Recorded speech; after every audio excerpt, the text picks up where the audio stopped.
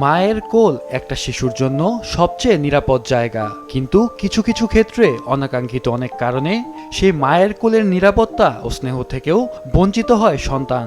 এমনই একটি ঘটনা ঘটেছে পটুয়াখালীর কলাপাড়ায়। ১৩ দিনের এক নবজাতককে হাসপাতালে রেখে মা পালিয়ে গেছেন বলে অভিযোগ উঠেছে। হাসপাতাল সূত্র জানায়, শনিবার শেষ বিকেলে ১৩ দিন বয়সী নবজাতককে নিয়ে হাসপাতালের শিশু ওয়ার্ডের ৮ নম্বর বেডে বসেন ওই নারী। রাত ৮টার দিকে নবজাতককে ঘুম পাড়িয়ে শিশু ওয়ার্ডের সেবিকাদের দায়িত্বে রেখে কাজের কথা বলে নিচে যান তিনি। কিছুক্ষণ পরে ওই নবজাতকের ঘুম ভাঙলে কান্নাকাটি শুরু করলে পুরো হাসপাতালে খোঁজাখুঁজি করেও ওই মাকে আর খুঁজে পাওয়া যায়নি।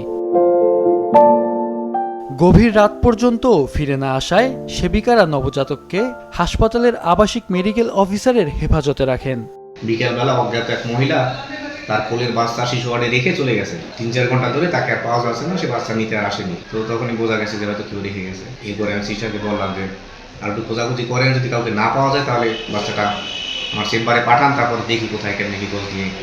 মেডিকেল অফিসার আরও জানান, অন্য সিজারের রোগীর মাধ্যমে শিশুটিকে দুধপানের ব্যবস্থা করা হয়েছে। এখন যেটা চাচ্ছি যে কেউ যদি মানবিক কারণে অথবা মানবিক দৃষ্টিকোণ থেকে বাচ্চাটাকে আশ্রয় দেয়, অথবা অনেকে আছে বাচ্চা কাচ্চা নেই এবার বাচ্চা ডিমান্ড করে, অনেকে আমাদের কাছেও বলে। তো আমি চেষ্টা করতেছি, আপনারাও চেষ্টা করেন যদি মানে কেউ হাত বাড়ায়।